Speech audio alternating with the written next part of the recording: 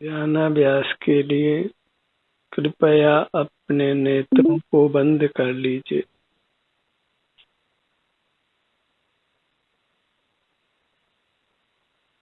अपने शरीर का एहसास कीजिए।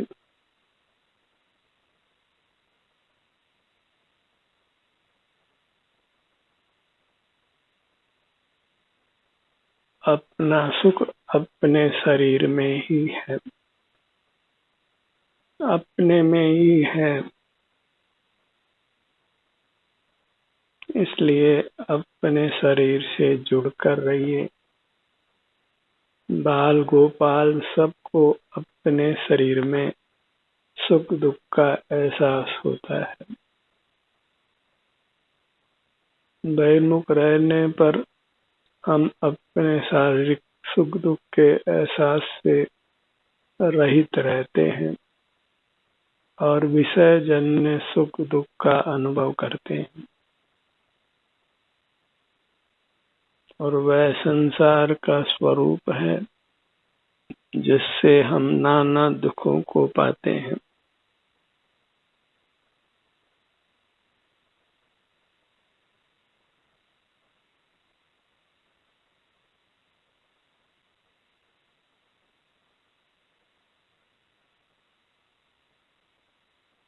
अंतर्दृष्टि कर जब हम अपना ही एहसास करते हैं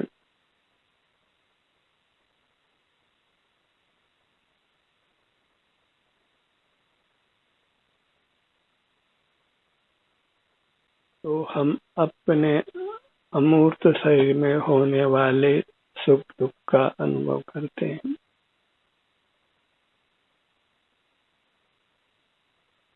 और जब हम अपने अमूर्त शरीर के सुख दुख का संवेदन करते हैं तो वीतराग रहते हैं,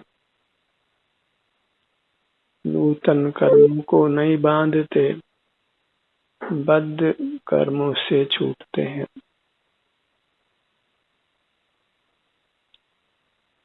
वह मोक्ष का मार्ग है, संसार दुखों से मुक्त होने का वही एक मार्ग है।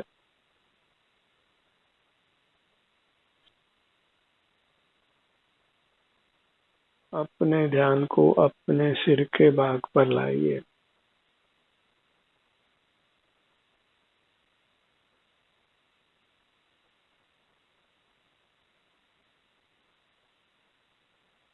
अपना अमूर्त शरीर ही अपना है, इसलिए उसी का संवेदन करना, भोग करना योग्य है।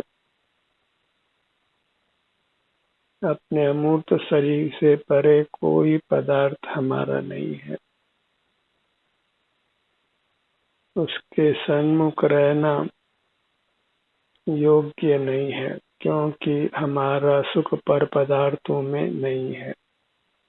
पर पदार्थों से जुड़ने का नाम ही राग और द्वेष है, आकुलता है, क्योंकि उससे हम अपने से युक्त नहीं रहते।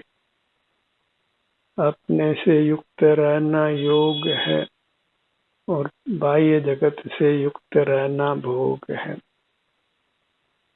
और जहाँ भोग है वहाँ रोग है, शोक है, जन्म मरण है, भयावह संसार है।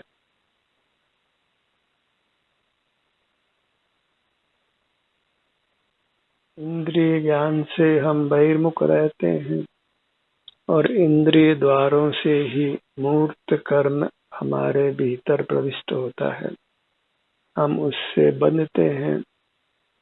उसी का नाम विधि या विधाता है, जो हमें नाना संयोग प्राप्त कराता है, संसार में जन्म मरण कर भ्रमण कराता है।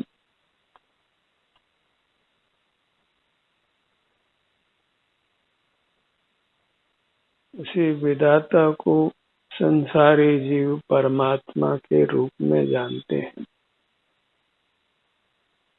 परमात्मा तो अपने सुख के अनुभव में लीन है, उनके सर्वांग में सुख का अनुभव होता है। ये मूर्त काया से रहित होने से जगत से अत्यंत विमुख है। जगत को देखते जानते नहीं है, करना तो बहुत दूर रहो। वे वीतराग हैं, जगत के संबंध से रहित हैं। हमारी बहिर्मुखता ही संसार को उत्पन्न करती है। इसी से कर्म रूपी विधाता हमारे भीतर प्रविष्ट कर हमें चित्र विचित्र रूप प्रदान करता है, नाना शक्तियां प्रदान करता है, जिनका उपयोग कर हम संसार में परिभ्रमण करते रहते हैं। इस मूर्त प्रदत्त शक्तियों को उपयोग में नहीं लेना है, तभी हम संसार सागर से पार उतर सकते हैं। अपने ध्यान को अपने ललाट भाग पर लाइए।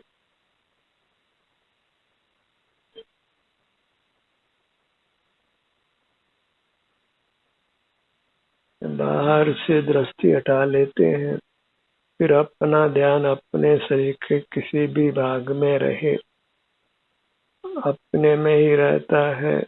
इसलिए हम नूतन मूर्त कर्मों से नहीं बंधते और बद्ध मूर्त कर्मों से रहित होते हैं, विधाता के प्रभाव से रहित होते हैं।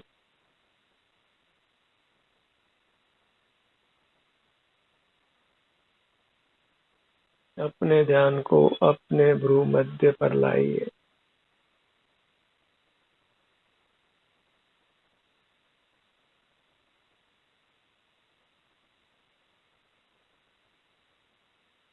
आप स्वाधीन हैं, अपने ध्यान को अपने शरीर के किसी भी भाग पर लाइए। कहना अपने सन्मुख है, अपने आश्रय से है। इंद्रिय द्वारों को बंद रखना है और अपने विस्तार में केली करना है।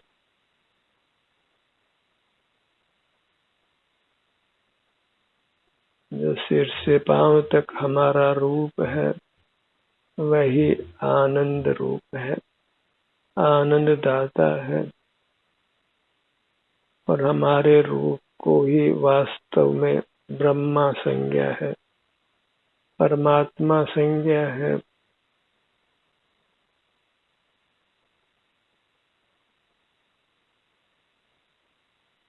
ये हमारी मूर्त ही सुख की रचना करती है।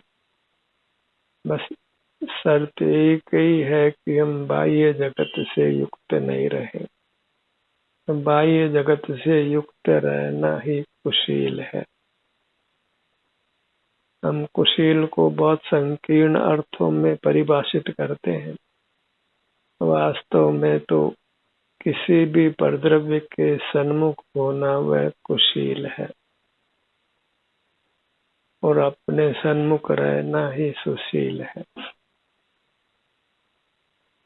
कुशील को दो अर्थों में देखिए, एक संकीर्ण अर्थ में, एक विस्तृत रूप में। और मोक्ष मार्ग में शील कुशील की परिभाषा स्वपरद्रव्य के संबंध से है। स्वद्रव्य के संबंध से शील है और परद्रव्य के संबंध से कुशील है। जब परसन्मुख होते हैं तो हम कुशील हैं, संसार को भोगते हैं, संसार में परिभ्रमण कर नाना दुख भोगते हैं। और जब स्वसन्मुख रहते हैं तो सकल कर्मों के बंधन से मुक्त होकर अपने स्वरूप का ही अनुभव करते हैं, जो स्वरूप सुख का बना हुआ है, हमें उत्तम सुख का अनुभव कराता है। अपने ध्यान को अपने दोनों नेत्रों पर लाइए।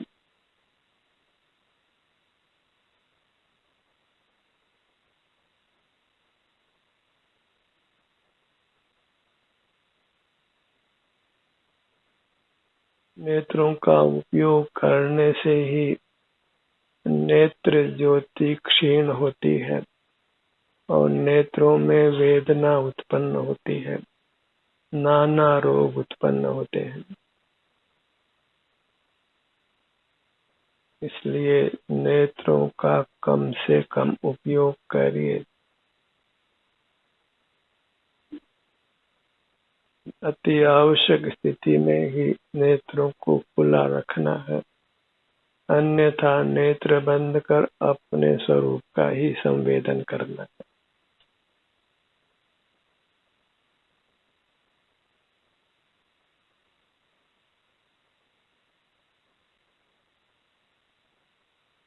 अपने ध्यान को अपने कर्ण युगल पर लाइए।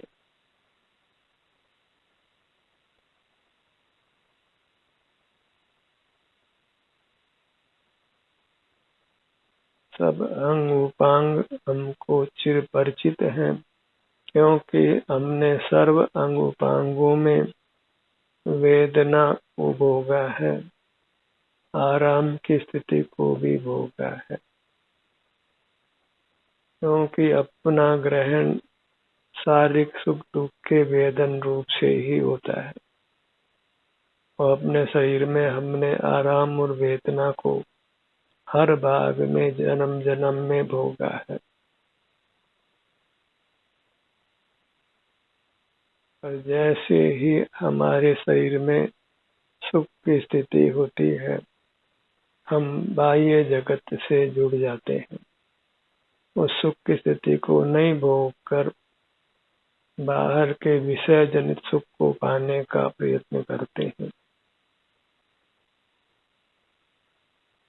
वही मोह की स्थिति है, मूर्छा की स्थिति है, जिसके फल में जीव संसार में नाना दुखों को भोगता है।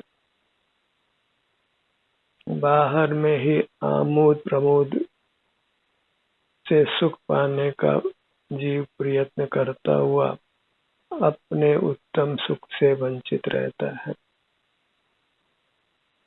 अपने ध्यान को अपनी नासिका पर लाइए।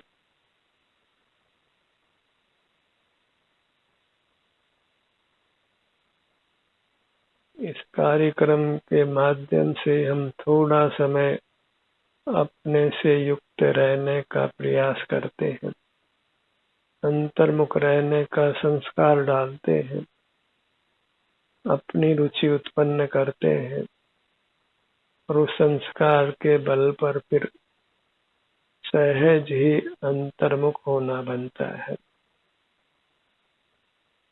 स्वसंवेदन का पुरुषार्थ गति पकड़ने लगता है और जीव अल्पकाल में सर्व दुखों से मुक्त होकर परमात्मा होकर अनंत काल तक रहता है। तो इस कार्यक्रम का अति महत्व है। यह हमको संसार सागर से पार कराने में समर्थ है। बस हमें बहिर्मुखता की आदत छोड़ने का प्रयत्न करना है, अंतर्मुख रहने की आदत डालना है, फैलने की बजाय सिमटना है। फैलने में बहुत जोखिम है, नाना दुख है, और अपने में ही सिमट जाने में कुछ भी दुख नहीं है, अभी तो परम शांति है, निराकुलता है, उत्तम स्वास्थ्य की प्राप्ति है। दोनों नथुने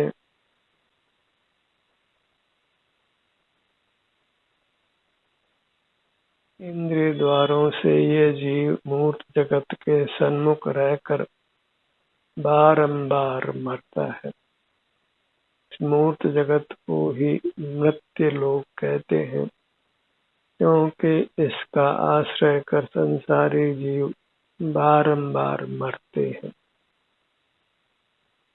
इसलिए यह मूर्त जगत ही हमें धोखा देता है। यह जग धोखे की टाटी।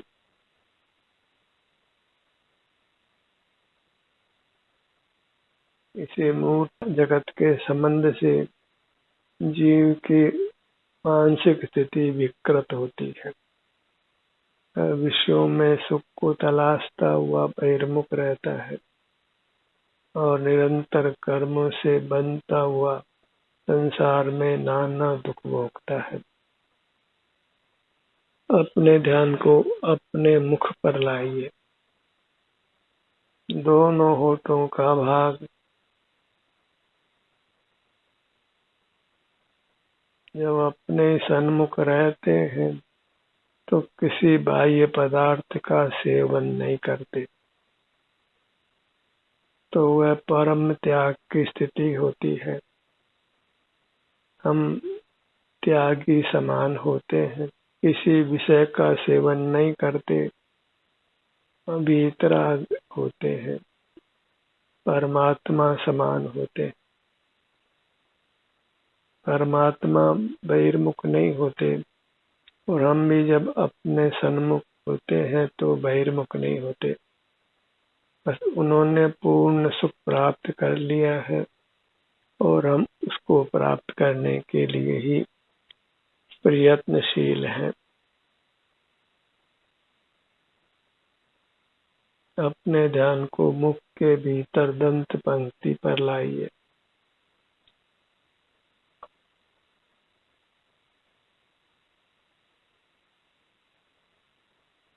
एक अपने सन्मुख रहने के लिए ही हमें बहुत यत्न करना होता है, पुरुषार्थ करना होता है, क्योंकि हम अनादि के बहिर्मुखता के संस्कार से लड़ते हैं। बहिर्मुखता ही कर्म है, उसी का फल संसार है। तो मोक्ष मार्ग में हमें उस बहिर्मुखता रूपी कर्म से ही लड़ना होता है, उसको परास्त करना होता है, समाप्त करना होता है। कोई शत्रु है तो बहिर्मुखता है, जिसको ही हराना है, समाप्त करना है। दुख के अन्य कोई कारण नहीं है। क्रोध करना हो तो अपने बहिर्मुख परिणाम पर क्रोध करिए और उस बहिर्मुखता को अपनी क्रोधाग्नि में खत्म कर दीजिए।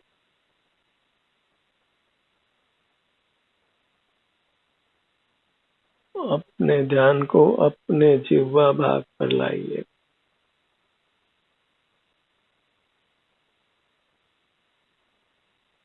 मूर्त रस पर विजय पाने के लिए अपने ध्यान को जिह्वा भाग पर ठहराइए।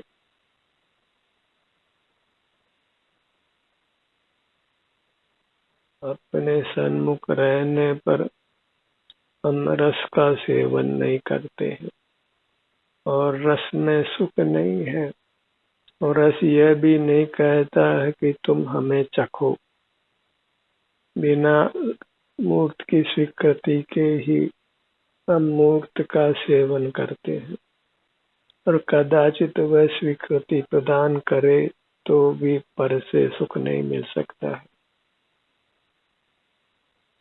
मूर्त में सुख है ही नहीं। मूर्त के संबंध से हमारा स्वयं का सुख ही मलिन होता है। अपने ध्यान को मुख में ऊपर तालू के भाग पर लाइए।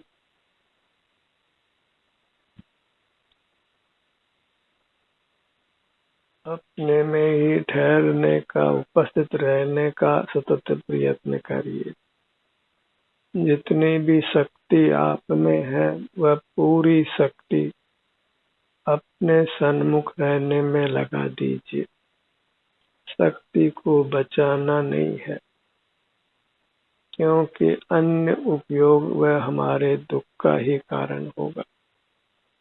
इसलिए अपनी समूल शक्ति को अपने सन्मुख रहने में लगाइए। कब तक संसार में रुलना है?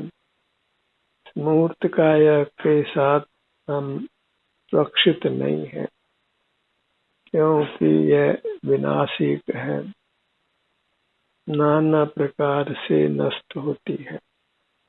और उसके साथ हम बंधे होने से हम विनाश को प्राप्त होते हैं, अर्थात दुख को प्राप्त होते हैं। और इस मूर्त काया के साथ सतत रहना संभव भी नहीं है। कोई जीव इसके साथ सतत रह नहीं पाया है। राम और महावीर जैसे महापुरुष भी इस मूर्त काया में सतत नहीं रह सके हैं।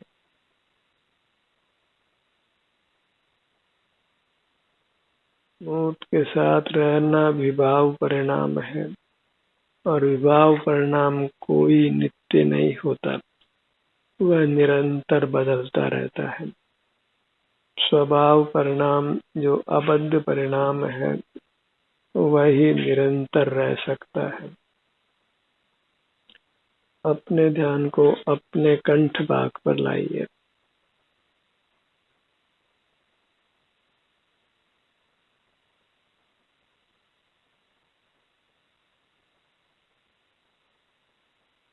भले ही हमको अपने शरीर में अप्रिय संवेदना मिले, अपने सन्मुख होने पर बाह्य जगत विषय नहीं बनने के कारण हम वीतराग रहते हैं। किसी के प्रति भी राग नहीं होता, किसी के प्रति भी द्वेष नहीं होता, किसी के प्रति भी अपनेपन का परिणाम नहीं होता, मात्र संवेदन होता है। अपने शारीरिक स्वास्थ्य की स्थिति का ही अनुभव होता है, और वह अनुभव मात्र भी होने का उपाय है। अन्य कुछ भी करने की आवश्यकता नहीं है। वेदना है तो उसको सहन कर लेना ही मोक्ष का मार्ग है।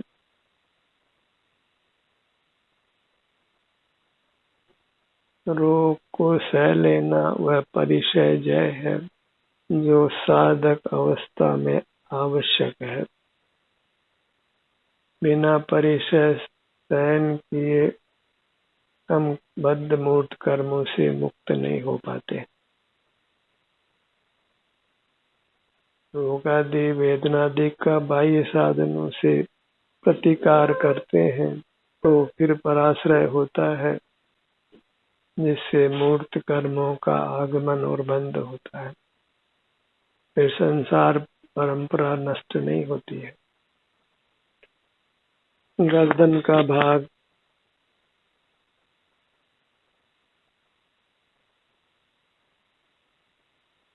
बड़ी आवश्यकता इस बात की है कि जब अपने सन्मुख होते हैं तो हमें शांति का अनुभव होता है, लेकिन हम उस शांति को पहचान नहीं पाते हैं। इस कारण से उसको पुनः पुनः प्राप्त करने का प्रयत्न नहीं करते हैं। अपने सन्मुख होने से होने वाली वितरागता को नहीं पहचानते हैं। जो वेदना हो उसका अनुभव तो करते हैं, पर उसी के साथ जो वितराग दशा है, राग द्वेष दशा है, उसको हम नहीं पहचान पाते हैं। और वह वितराग दशा ही हमको कर्मों के बंधन से मुक्त करती है। अपने ध्यान को अपने सीने के भाग पर लाइए।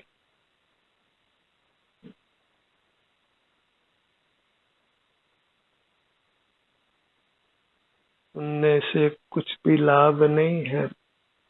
आप जब अपने से ही जुड़ते हैं तो आपको सुख का लाभ होता है, वितरागता का लाभ होता है। इसलिए आपको सजग रहकर अपने से जुड़ते हुए रहना है, क्योंकि मोक्ष मार्ग अपने से जुड़ने मात्र है। इसी को योग कहते हैं, जिससे जीव को योगी और योगीश्वर संज्ञा प्राप्त होती है। पीठ का भाग, दाहिनी भुजा, बाईं भुजा, दायां पैर,